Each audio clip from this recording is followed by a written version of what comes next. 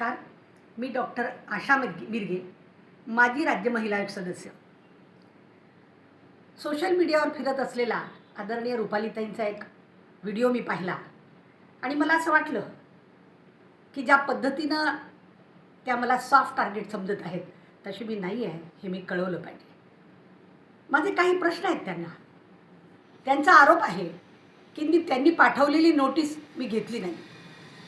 आपल्या माध्यमातून सर्व महाराष्ट्राच्या माहितीकरता मी MBBS DGO LLB आहे.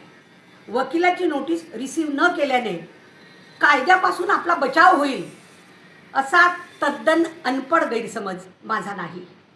विषय क्रमांक 1. विषय क्रमांक 2. रुपालीताईंनी सदर व्हिडिओ एका कंट्रोल्ड वातावरणात स्वतःच्या घरात घेतलेला आहे. जर हाच चॅलेंज आशा मिरगे हाजीर हो असा अर्दलीसारखी आरोळी त्यांनी पत्रकार परिषदेतून जर मांडली असती तर मला खरंच आनंद झाला असता.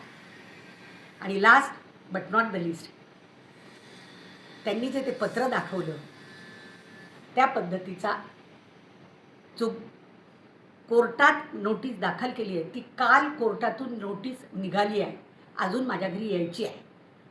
आणि मी वकिलाची नोटीस रिसीव न करण्याचं कारण मी अकोल्यासारख्या उष्णता असलेल्या ठिकाणी राहते आणि त्या मला किती ती आशा मिरगे ती बाई असं म्हणत असल्या तरी मी 65 वर्षाची म्हातारी आहे. उन्हापासून बचावासाठी मी अकोल्यात नव्हते म्हणून कोर्टाची नाही त्यांच्या पैसे देऊन घेतलेल्या वकिलाची नोटीस माझ्याच्यानी रिसीव करणं झाली नाही आणि त्यामुळे कायद्यापासून माझा बचाव होतो हा गैरसमज नाही.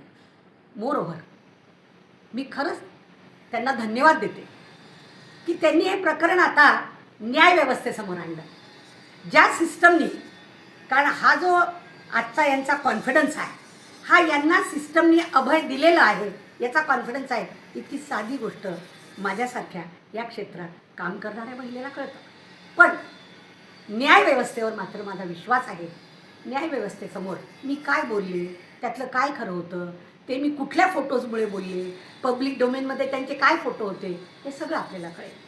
शिवाय त्या म्हणतात न्याय चांगला लागावा म्हणून मी राजीनामा दिला.